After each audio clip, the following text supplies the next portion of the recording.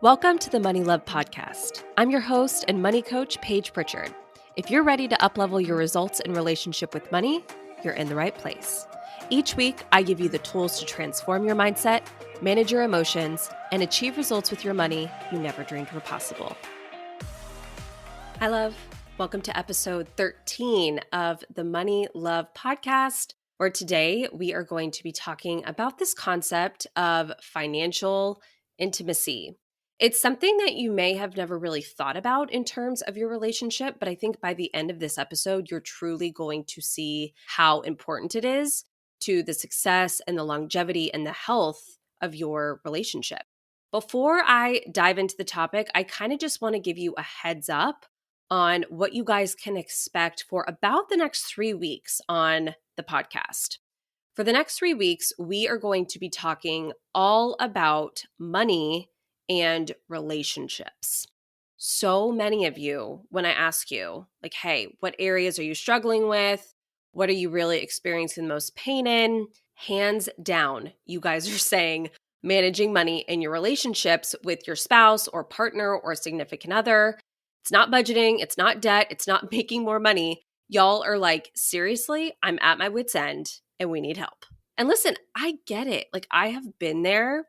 My husband, Ryan, and I have been managing our finances together for pretty much the start of our relationship. Like, when we were dating, before we were even engaged, we were actually managing our money as one unit, which I know is very unconventional. I'm definitely not suggesting it for everyone. But the point that I'm trying to make is that for the last 10 years, I've been managing money, not just for me, but for my husband and I as one unit. And yes, it really does add this layer of complication and at many times frustration. But also, let me just be the one to tell you from personal experience that when you can figure it out and when you can get things aligned, it also adds such a level of sweetness when you're able to work really well together and create amazing financial results together. We have absolutely not done it perfectly. There have been a lot of bumps and bruises along the way, I'll be honest, but we have learned so much together. I mean, we've been able to pay off close to 6 figures worth of debt together. We've gone through the home buying process twice together now. We've paid for our wedding, our honeymoon, engagement ring. We've funded, further education. We've been able to build up our savings and our net worth to multiple 6 figures. And we did it together as a team, working towards one common vision.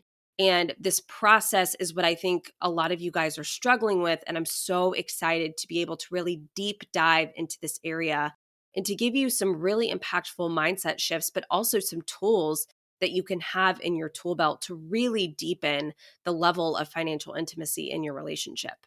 So here is a roadmap for the next 3 weeks, okay? I just want to kind of give you a heads up. In today's episode, we're going to be talking about a concept called financial intimacy. But then guess what? I have a bonus episode coming for you on Thursday. I've done this before, but I have a couple extra episodes that I'm actually going to be throwing into the regular schedule, one of which is coming out on Thursday, which really is going to be about your relationship mindset. So in this episode, we're going to spend a lot of time talking about money in your relationship, but the bonus episode coming on Thursday is just going to be more so about how you view and your mindset surrounding your relationship.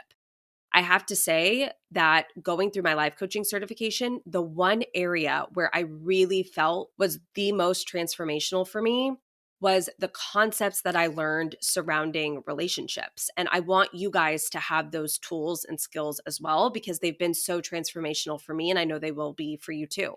Now, here is why we are spending so much time on this. One, like I said, because you guys need help.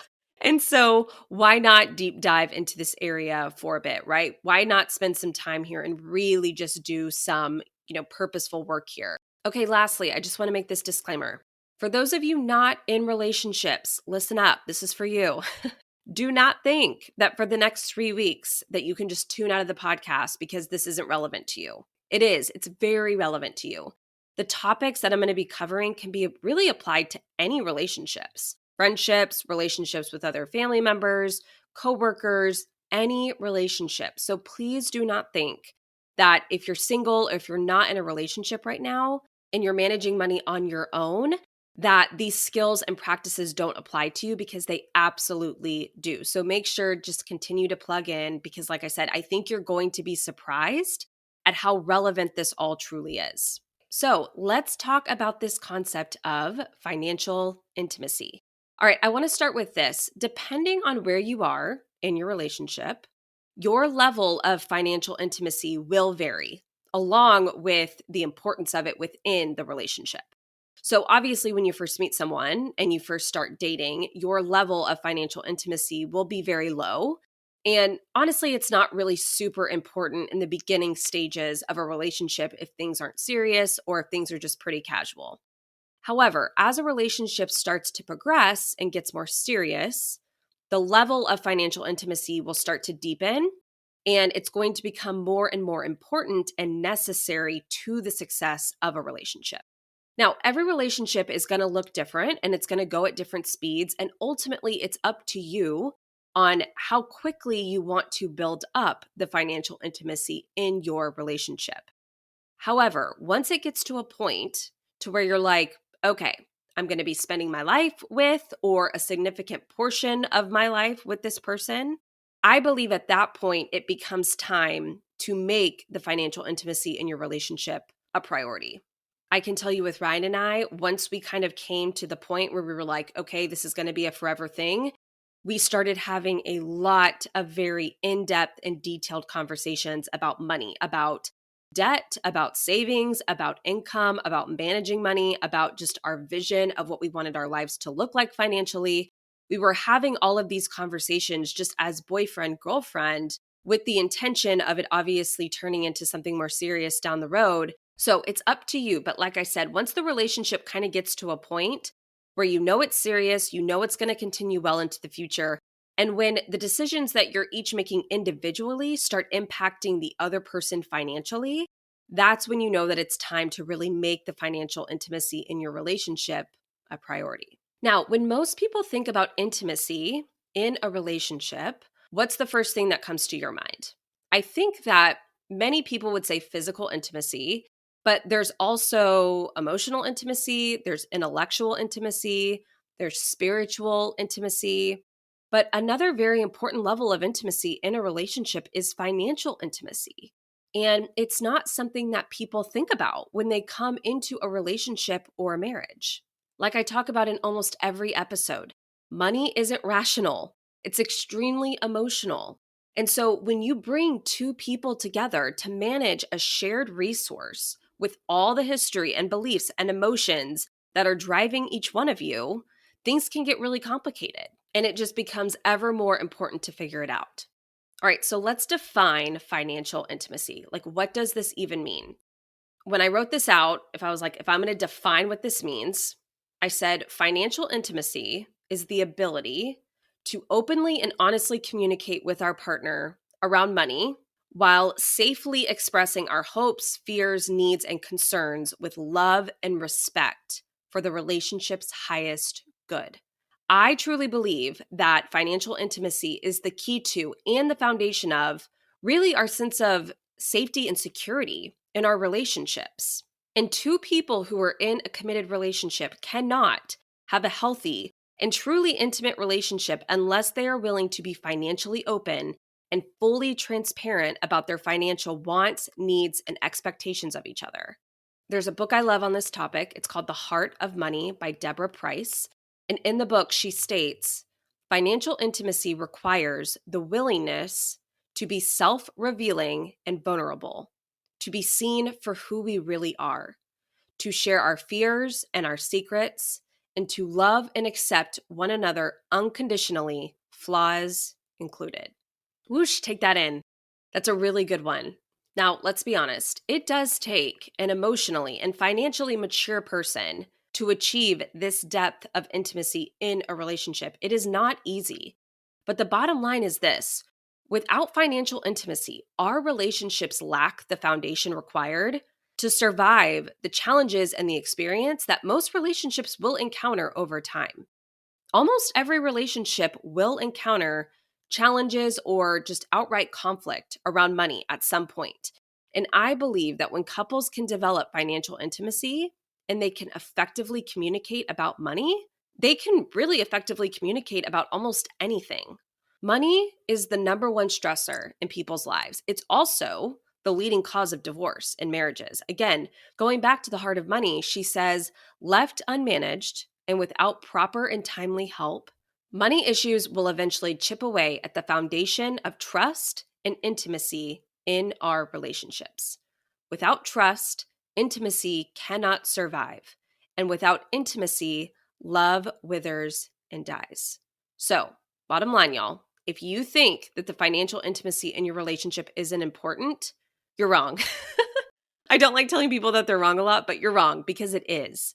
I know that you might think that it's expensive or it's unnecessary to invest in improving this area of your relationship, but it might be the most costly area not to invest in. Costly financially, but honestly also costly to your emotional and your mental well-being. There are 5 areas that I feel are really critical to growing the financial intimacy in your relationship.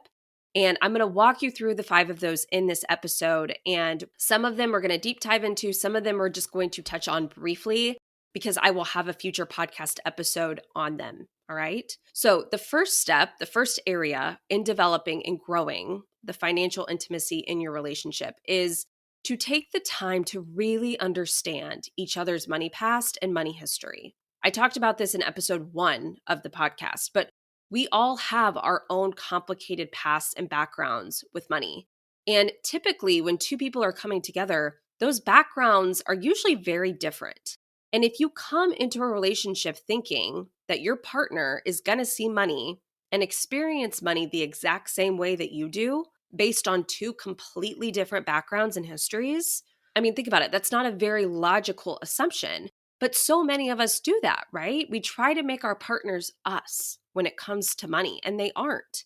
And most of us default to criticism and judgment over these differences. We immediately go to, I'm right, you're wrong. But what I want you to think about is that neither of you is right or wrong. You're just coming from completely different viewpoints and backgrounds and histories, and that's okay. You know me and my analogies, okay? So let's think of it this way. You're a cookie, your partner is a brownie. Or just pick which one you like better if you want to be the brownie, if you like brownies better. Cookies and brownies are completely different desserts and treats. They're made up of completely different ingredients, but they're both delicious and tasty and good, but they're different. And I don't ever look at a cookie and be like, well, you're not a brownie, so that's not okay. And I don't like you. I love a cookie for being a cookie, and I love a brownie for being a brownie. This is how I want you to think about managing money in your relationship.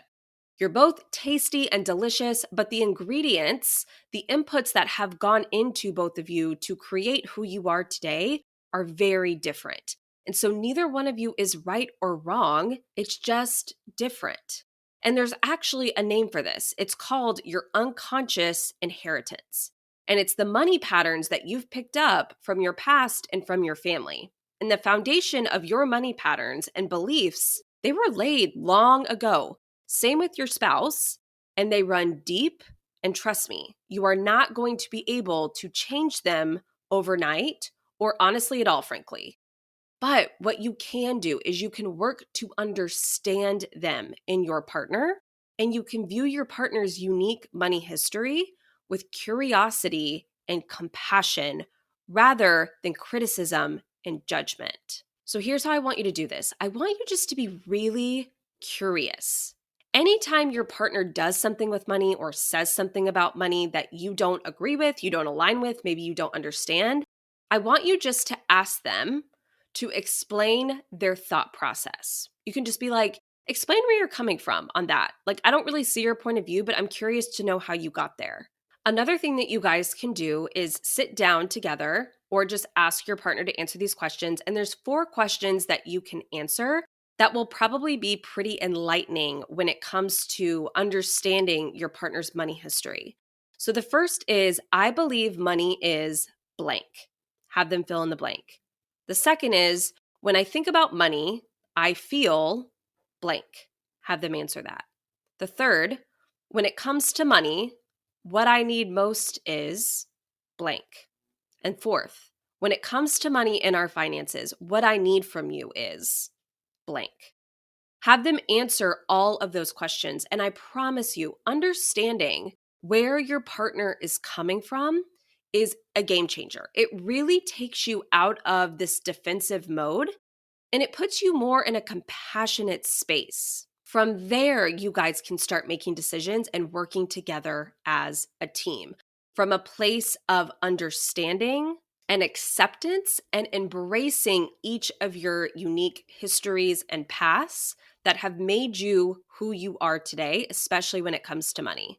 Okay, the second area I want you to focus on is identifying what your money roles are and embracing them. I want you just to fall into them. And here's what I mean. So many of you are experiencing so much pain and conflict in your relationship because you are trying to make your partner you when it comes to money. And like we just talked about, they aren't. So many of you that I've coached, I hear, well, he's just not involved as I want him to be, or he doesn't care, or he doesn't pay attention, or he never wants to look at the budget. And let me ask you this question, and I say this with love, but so what? And I don't mean that in a condescending way. I'm legitimately asking you to answer that question. Okay, he's not involved as you want him to be. He doesn't pay attention. He doesn't check in with the budget. And so what? What are you making it mean about your partner or about your relationship that he or she doesn't want to look at the numbers? Many of y'all are making that mean something terrible about the other person, like they don't care, that they're irresponsible, or that they're reckless. And I'm here to tell you that there's absolutely no need for that. Maybe you're the numbers guru and your partner has no interest in the numbers, or maybe it's the other way around. I see this so often. Like we stronghold or guilt our partners into acting how we want them to act. And this is actually called your money manual, by the way. There's a term for this, which I have an episode on this specifically that's going to be coming out next week where we're going to deep dive into your money manual. But here's my biggest piece of advice for you on this one. Let your partner be who they are. You trying to change them isn't going to work, or it's just going to cause a lot of resentment. Secondly, instead of looking at what's lacking in your partner and what they're not doing right or what they're not good at, I want you to focus on their strengths. And I want you to ask yourself, okay, how can we leverage these strengths for the greater good in our relationship? I want you to look at what is working in your relationship. And I want you to focus on what you love about your partner and how you can translate their best qualities and their talents and their unique strengths to how you two manage money together as a team. A lot of people are really surprised to hear this, but Ryan actually is not very involved in our finances. He is the one that flies at 30,000 feet, and that's what he wants to do. And I am the one that's like grassroots, nitty gritty, in the budget every day. We have a lot of conversations about where we want to go, but Ryan just wants to be the visionary. He just wants to kind of cast the big picture to take us there. And then what I do is I take that vision and I nail it down to make sure that we're executing the plan. In the past, I used to be the same way. In the past, I used to be like, why don't you want to look at the budget? Why don't you want to look at the numbers? And I was constantly just trying to force him into this mold that he didn't want to be.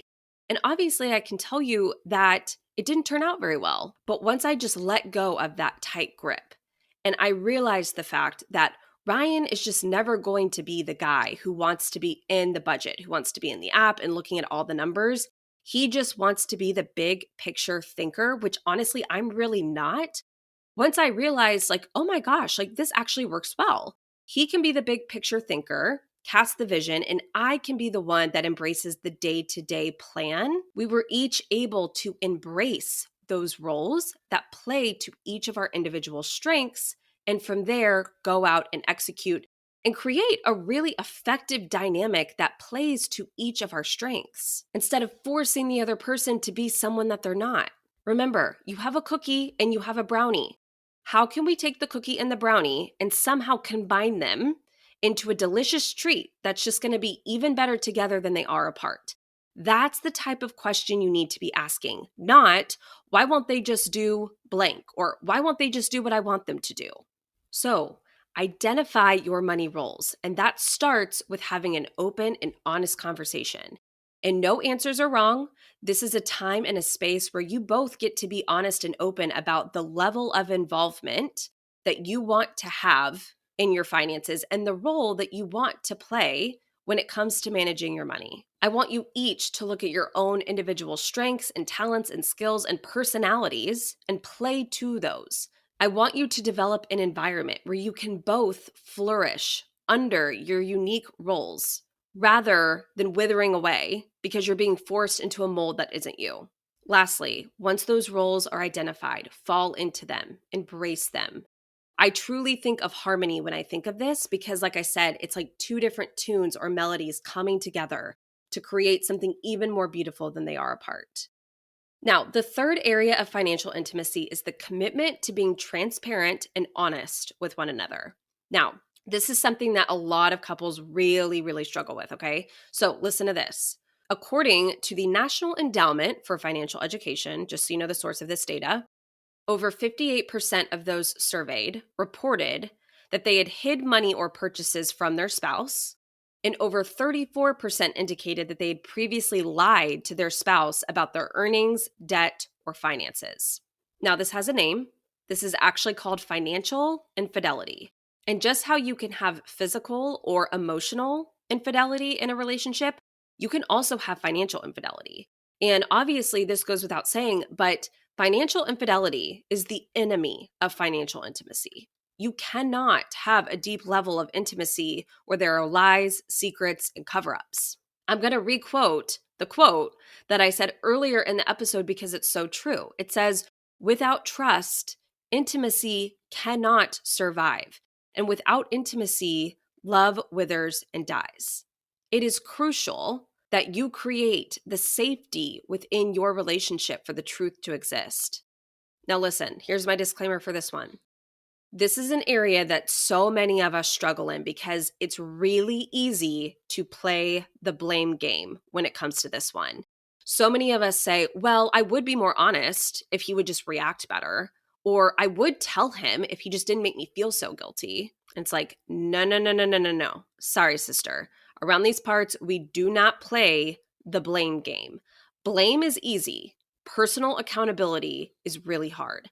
And at the end of the day, this area of a relationship starts with you. Building a space where the truth can exist starts with you setting the example and sharing the whole truth about your situation, your feelings, your actions around money, and also letting your partner know, like, hey, I know it's hard sometimes to have difficult conversations and share things from the past or just be honest if you've done something that kind of goes against what we've agreed to. But I just want you to know that I will always be here, willing to work through it together because I love you, right? You taking the initiative to create that safe space and letting your partner know that they can talk to you, they can be open with you. And this isn't to say that there's not going to be things that don't need to be addressed, but you at least know that you are creating a safe space where people can be open and honest and be their truest selves. So that's the third. The fourth is really merging your finances together. This is really the management piece, the technical how-to piece. And this is the area that I get the most questions on. It's like, should we combine? Should we keep things separate? How do we manage it? How do we organize it all? And all I can tell you guys is what I do. But I do believe that there is not just one way to do it. I do believe that there's not just one answer to this question that's just a one size fits all. So I'll tell you what we do. We have everything combined, and we always have. All of our bank accounts are shared. Neither of us have, bank accounts that belong to one person that the other person doesn't have access to. We have credit cards, like we're each on the credit cards. Every single asset that we own is in both of our names, our houses, our cars, anything like that.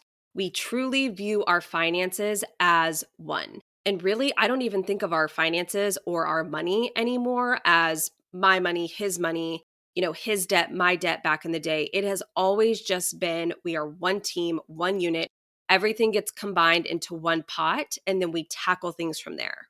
Now, I do know a lot of people who don't do it that way. They have maybe their own accounts. They have their own pools of money that they want to have that their partner doesn't have access to, or that they can just do whatever they want with. And again, that is up to you completely.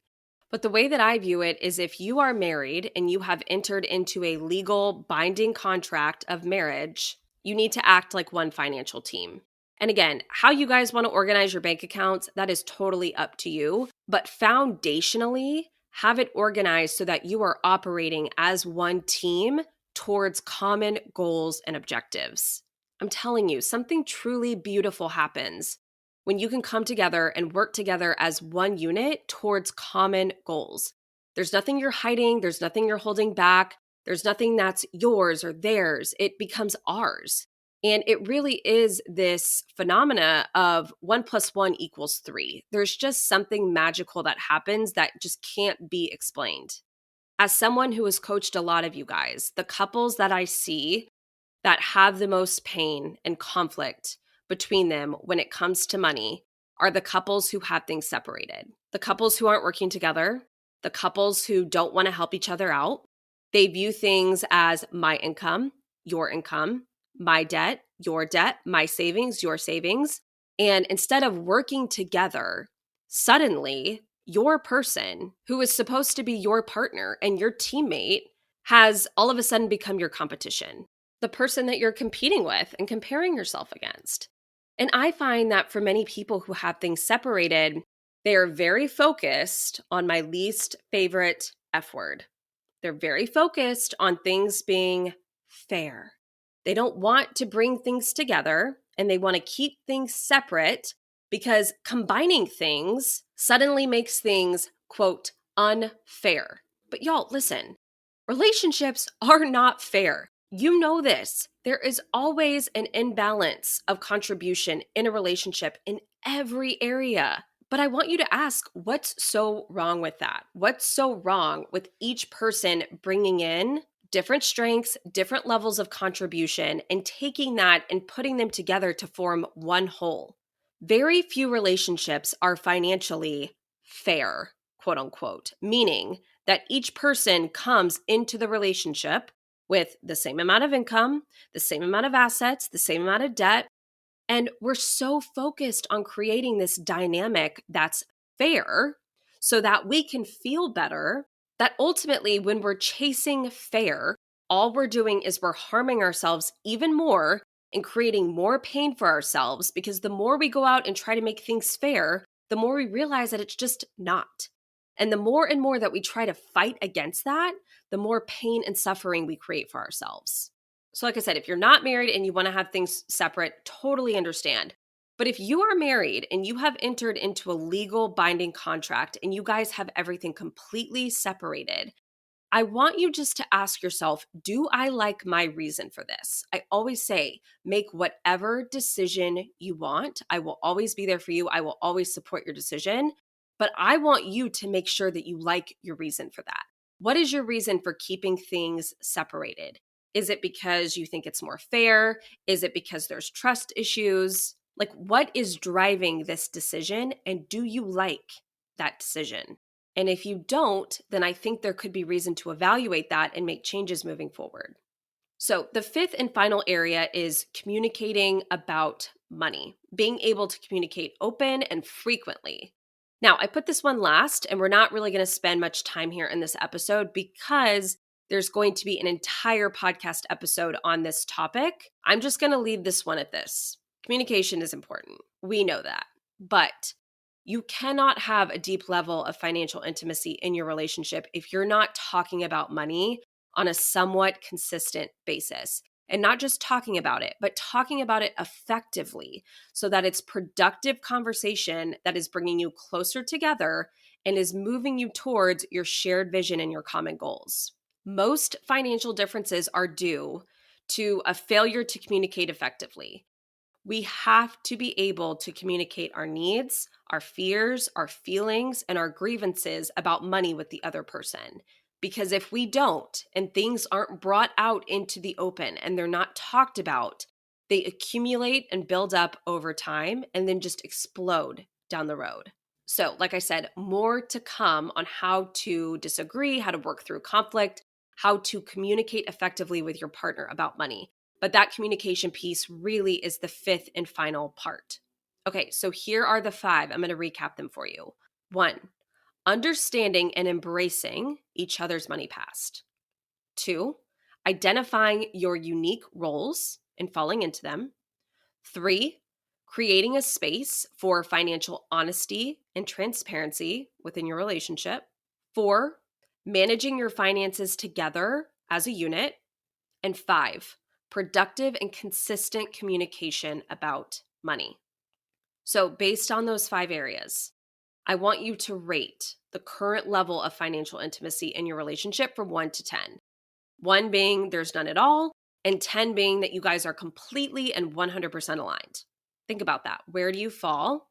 And answer honestly. Because, like I said, getting to a high point on this scale is going to be so critical to the overall success and health and longevity of your relationship. It's just so, so, so important. I can't emphasize it enough. All right, I love you. And tune back in Thursday for a bonus episode all on your relationship mindset. I will see you there. Bye. Thanks for listening to this week's episode of the Money Love Podcast. If you're loving the podcast, then I want to invite you to join me in the Overcoming Overspending membership. It's where we take this work deeper and apply the concepts and coaching from each week's episode into your own life. By being a member, you have exclusive access to my Overcoming Overspending process, 10 monthly live coaching calls with me, a private podcast, members-only community, monthly money topic and challenge, bonus courses, and so much more. There's nowhere else like it out there to level up your finances and life. Simply go to overcomingoverspending.com to join, and you can enter in the code MLP30 at checkout to save $30 on your first month inside the membership. See you inside.